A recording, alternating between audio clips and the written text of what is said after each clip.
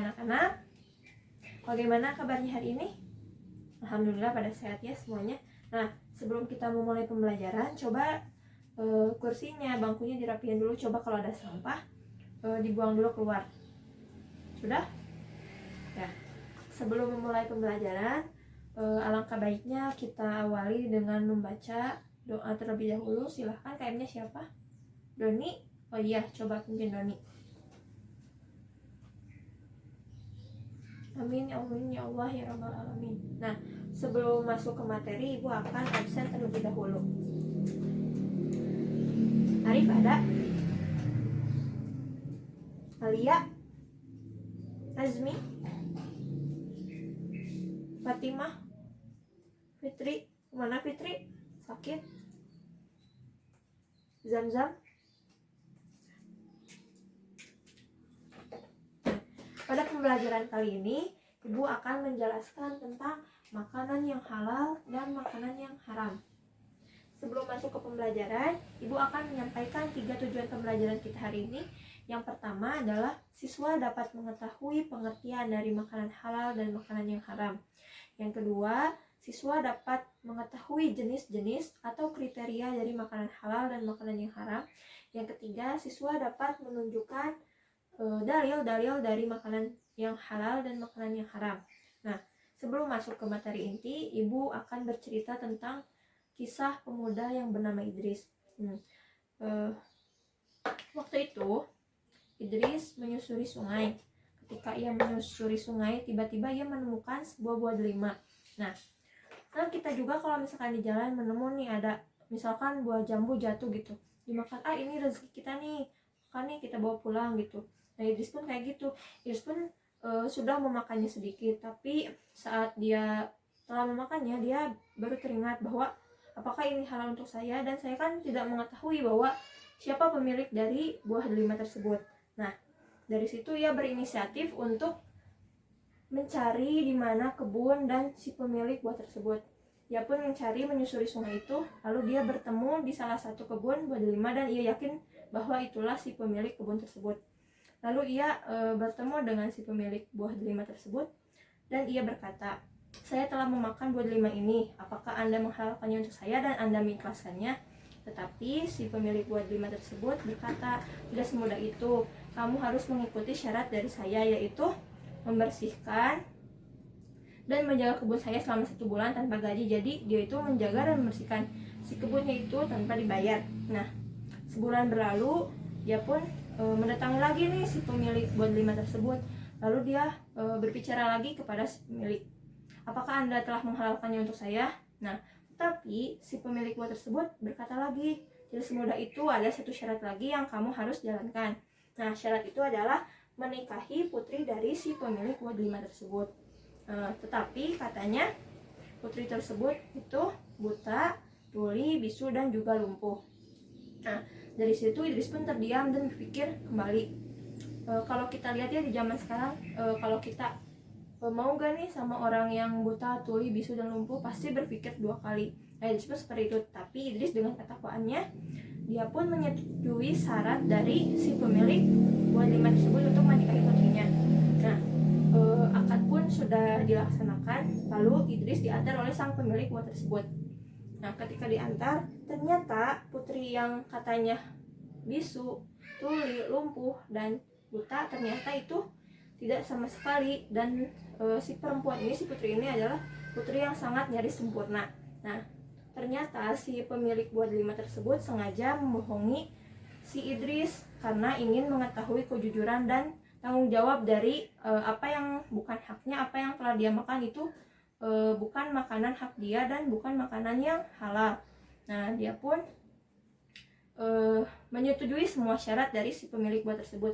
Jadi dari kisah ini dapat kita ambil hikmahnya, yaitu Idris tidak mau perutnya termasuki oleh makanan yang tidak halal. Seperti itu. Nah, kita memasuki materi yang pertama, yaitu pengertian dari makanan yang halal. Makanan halal. Makanan halal adalah makanan yang boleh dimakan menurut ketentuan syariat Islam. Makanan halal juga terdapat dalam Quran surat Al-Maidah ayat 88. Ibu akan nulis dalilnya, kalian juga tulis di buku ya.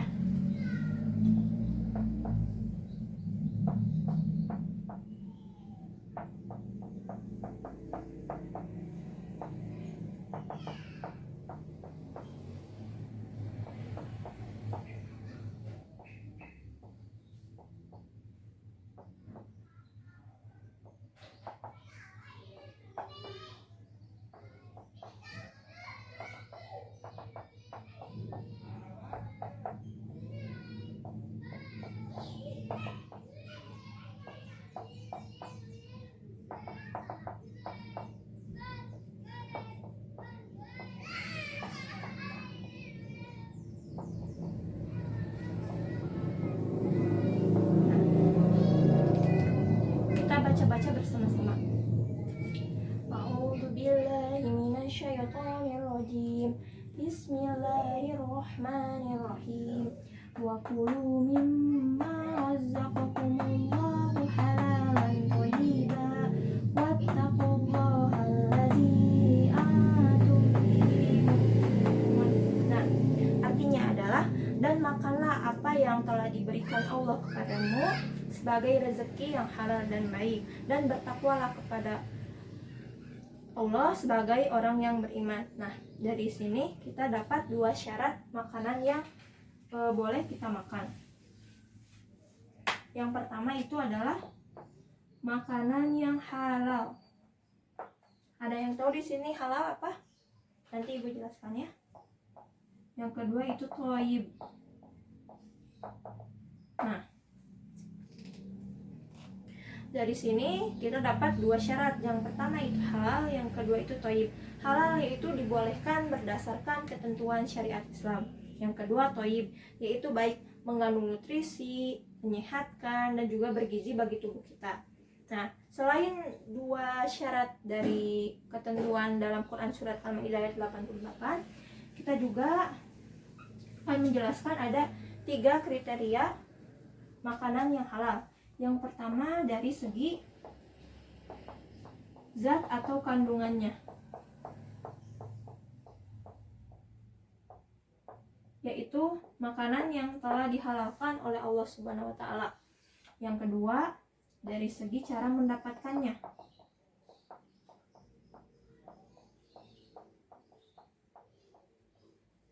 Nah, bagaimana makanan ini kita dapat? Apakah hasil mencuri, apakah hasil merampok, apakah hasil korupsi?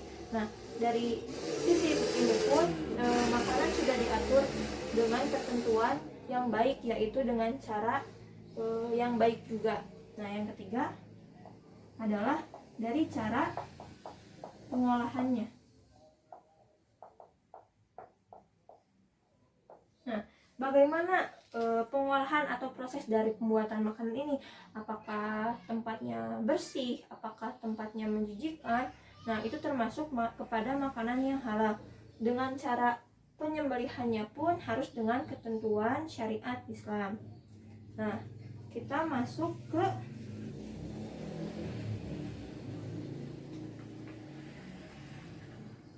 jenis-jenis makanan halal menurut wujudnya atau zatnya. Yang pertama itu adalah makanan yang disebutkan halal oleh Allah dan Rasulnya. Nah, di sini terdapat dalam hadis riwayat Ibnu Majah dan Tirmidzi, yaitu apa yang dihalalkan oleh Allah dalam kitabnya adalah halal, dan apa yang diharamkan oleh Allah dalam kitabnya adalah haram, dan apa yang tidak disebutkan atau tidak diterangkan oleh Allah, maka barang itu dimaafkan. Jadi Allah Subhanahu wa taala telah menyebutkan dalam kitabnya bahwa makanan yang halal, makanan yang haram itu sudah ada dihalalkan, ada diharamkan juga. Nah, yang kedua, makanan yang tidak kotor dan tidak menjijikan. Jadi makanan yang halal itu termasuk ke dalam makanan yang tidak kotor dan tidak menjijikan. Masuk ke dalam Quran surat Al-A'raf ayat 157, yang artinya, dan yang menghalalkan segala sesuatu yang baik bagi mereka dan mengharamkan segala sesuatu yang buruk bagi mereka. Jadi di sini makanan itu harus bersih, maksudnya tidak kotor, tidak menjijikan, seperti itu. Yang ketiga, makanan yang tidak mendatangkan mudorot atau keburukan dan juga tidak membahayakan. Seperti dalam Quran surat Al-Baqarah ayat 168, yaitu wahai manusia, makanlah makanan yang halal dan baik yang terdapat di bumi, dan janganlah kamu mengikuti langkah-langkah setan. Sungguh setan itu musuh yang nyata bagimu. Dalam Quran surat Al-Baqarah 168. Nah, sekarang kita memasuki yang kedua, yaitu makanan yang haram. Nah, Allah Subhanahu wa Ta'ala telah menyatakan makanan yang haram di dalam Quran surat Al-Maidah ayat 3, yang artinya diharamkan bagimu memakan bangkai, darah, daging babi, hewan yang disembelih atas nama selain Allah, hewan yang dibukul, yang jatuh, yang ditanduk, dan yang diterkam binatang buas, kecuali yang sempat kamu sembelih. Dan diharamkan pula yang disembelih untuk berhala. Dan diharamkan pula mengundi nasib dengan azlam atau anak panah, karena itu perbuatan yang fasik. Nah, sesuai dengan ayat ini kita dapat 6 makanan yang diharamkan oleh Allah dalam kitabnya. Yang pertama itu bangkai, 2 darah, 3 daging babi, 4 hewan yang disembelih tanpa atau selain nama Allah,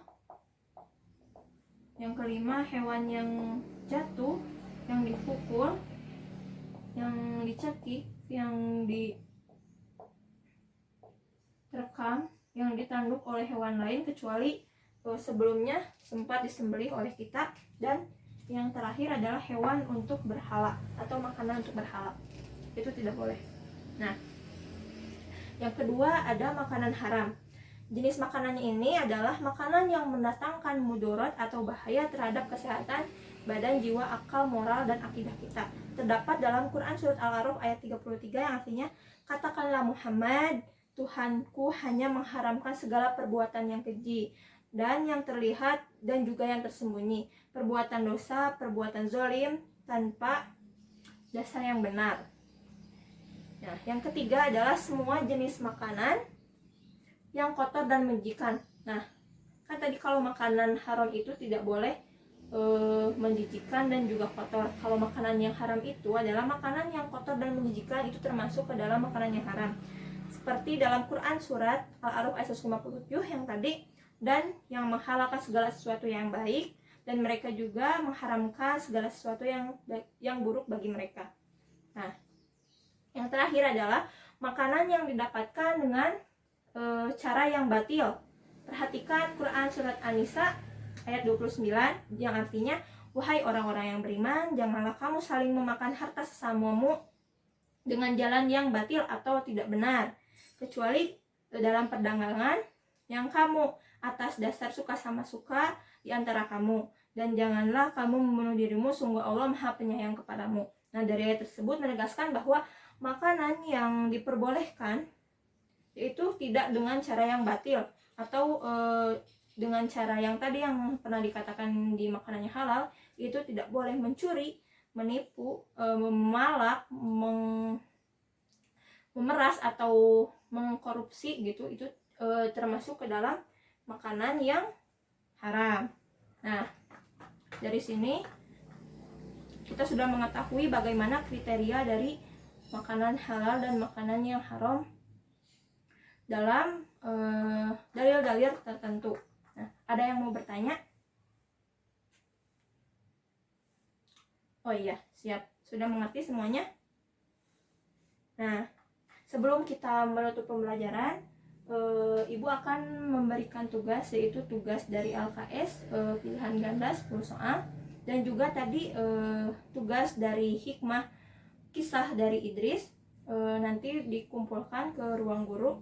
Nah, dan juga Ibu akan memberikan kesimpulan bahwa makanan yang halal itu adalah makanan yang sudah ditentukan ketentuannya dalam Al-Quran juga. Nah, yang kedua adalah makanan yang bersih, yang tidak kotor, tidak menjijikan. Yang ketiga adalah makanan yang kita peroleh itu dari secara tidak batil atau secara benar, tidak dalam korupsi, tidak dalam hal mencuri, tidak dalam hal merampok, tidak hal memalak. Nah, itu termasuk dengan makanan yang halal. Nah, mungkin cukup sekian dari Ibu. Silahkan kalian baca-baca lagi di rumah tentang materi ini. Minggu depan kita akan membahas tentang minuman halal dan minuman yang haram dengan pertemuan yang baru, insya Allah. Semoga dengan adanya materi ini kalian bisa menjadi paham. Amin ya Allah ya rabbal alamin. Sebelum menutup pembelajaran, marilah kita berdoa. Subhanakallahumma wa bihamdika asyhadu an la ilaha illa anta astaghfiruka wa atubu ilaik. Subhana rabbika rabbil izzati amma yasifun wa salamun alal mursalin walhamdulillahi rabbil alamin. Assalamualaikum warahmatullahi wabarakatuh.